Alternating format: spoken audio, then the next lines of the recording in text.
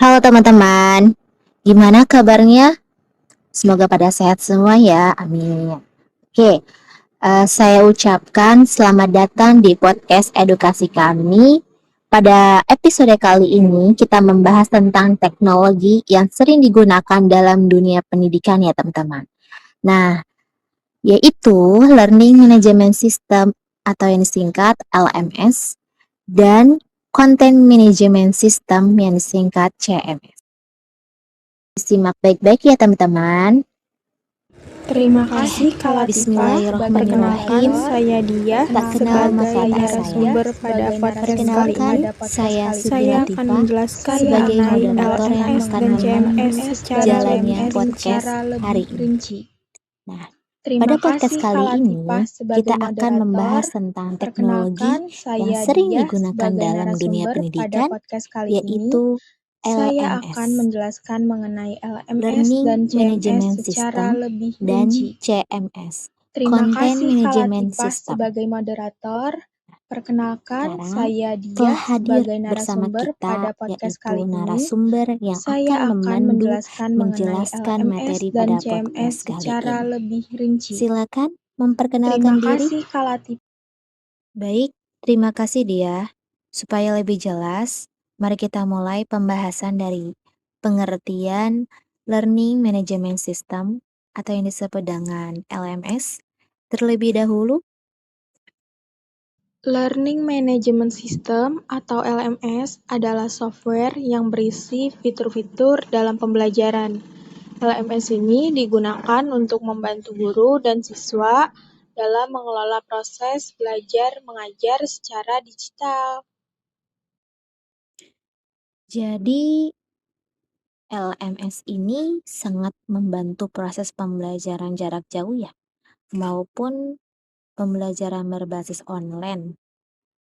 Betul sekali. LMS ini mempermudah pengelolaan kelas, penyampaian materi, serta evaluasi pembelajaran. Selanjutnya, apa saja fungsi dan fitur yang terdapat dalam LMS?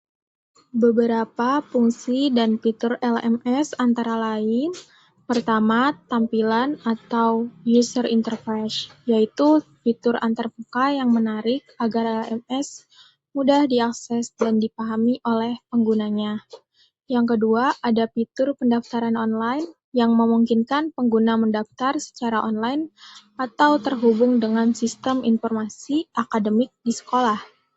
Yang ketiga, kelas online, yaitu fitur utama LMS yang digunakan untuk pembelajaran daring. Yang keempat, ada forum diskusi kelas yang memungkinkan siswa dan guru berdiskusi mengenai materi pembelajaran. Yang kelima, itu ada fitur video conference yang digunakan untuk melakukan tatap muka secara virtual. Yang keenam, itu kuis dan ujian online yang digunakan untuk melakukan evaluasi pembelajaran. Dan yang ketujuh, itu ada fitur laporan yang memudahkan guru dalam melacak perkembangan siswa. Wah, ternyata setelah dipelajari, fitur LMS ini sangat lengkap ya dan membantu proses pembelajaran. Aku baru tahu. Lalu apa saja kelebihan dan kekurangan yang terdapat di LMS? Kelebihan LMS antara lain, yang pertama itu memiliki aksesibilitas dan fleksibilitas sehingga dapat diakses kapan saja. Yang kedua, manajemen pembelajaran yang lebih efisien. Yang ketiga, memudahkan pemantauan kemajuan siswa. Yang keempat, menghemat waktu dan biaya. Yang kelima, memberikan akses materi yang konsisten. Sedangkan kekurangan LMS antara lain, yang pertama, kurangnya interaksi langsung antara guru dan siswa. Yang kedua, pengabaian aspek akademik dan sosial. Yang ketiga, terjadi perubahan peran guru dalam pembelajaran. Yang keempat, rendahnya motivasi belajar pada sebagian siswa. Dan yang kelima, itu keterbatasan internet yang dapat menghambat penggunaan LMS ini. Baik, sekarang kita beralih ke pembahasan CMS. Apa yang dimaksud dengan CMS? Content Management System atau CMS merupakan platform online atau perangkat lunak yang digunakan untuk mengatur konten atau situs website. Jadi, CMS ini biasa digunakan untuk membuat dan mengelola website ya. Betul sekali, CMS memudahkan pengguna dalam mengelola berbagai konten digital. Lalu, apa saja fungsi dan fitur yang terdapat pada CMS? Beberapa fitur CMS antara lain, yang pertama itu manajemen artikel, yaitu fitur untuk membuat, mengedit, dan menghapus artikel. Yang kedua, manajemen kategori yang berfungsi untuk mengelompokkan konten berdasarkan jenis tertentu. Yang ketiga, manajemen pengguna yang memungkinkan administrator mengatur hak akses pengguna. Yang keempat, manajemen tampilan atau template yang memungkinkan pengguna mengubah desain website. Yang kelima, registrasi dan login pengguna yang digunakan untuk mengontrol akses pengguna. Yang keenam, pengelolaan media yang digunakan untuk mengunggah dan mengatur file seperti gambar dan video. Baik, berarti CMS ini sangat membantu dalam mengelola website. Nah, lalu apa saja kelebihan dan kekurangan dari CMS? Kelebihan CMS, yang pertama itu mudah digunakan.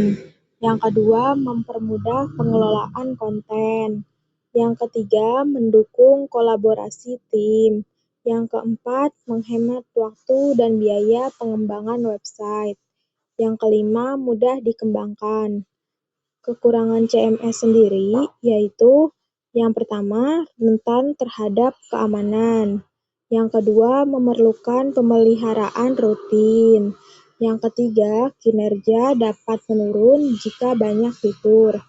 Yang keempat, keterbatasan fleksibilitas. Dan yang kelima itu adalah biaya tambahan untuk fitur lanjutannya lumayan cukup mahal. Apa perbedaan utama dari antara LMS atau Learning Management System dan CMS Content Management System ini? Perbedaan utama antara LMS dan CMS adalah fokus penggunaannya. LMS berfokus pada manajemen pembelajaran dan pelacakan kemajuan belajar, sedangkan CMS berfokus pada pengelolaan dan publikasi konten digital. Lalu, bagaimana dalam pemanfaatan si Learning Management System ini dan Content Management System dalam pembelajaran? Jadi, caranya gimana? Bagaimana cara pemanfaatannya gitu? Pemanfaatan Learning Management System atau LMS dalam pembelajaran itu yang pertama, sebagai pusat manajemen pembelajaran. Yang kedua, untuk pelacakan dan evaluasi belajar. Yang ketiga, mendukung interaksi dan kolaborasi antara peserta didik dan juga guru. Yang keempat, mendukung personalisasi pembelajaran. Nah, kalau pemanfaatan CMS atau Content Management System itu sendiri dalam pembelajaran sebagai repositori materi digital seperti modul dan video pembelajaran. Terus yang kedua digunakan untuk pembuatan website pembelajaran. Dan ketiga ini memungkinkan kostumisasi materi pembelajaran secara berkala. Baik teman-teman, itulah pembahasan kita mengenai Learning Management System dan Content Management System. Terima kasih kepada narasumber atas penjelasannya dan teman-teman yang telah mendengarkan dan menyimak dari awal sampai akhir. Saya sebagai moderator dan narasumber izin undur diri. Sampai ketemu di podcast selanjutnya. Wassalamualaikum warahmatullahi wabarakatuh.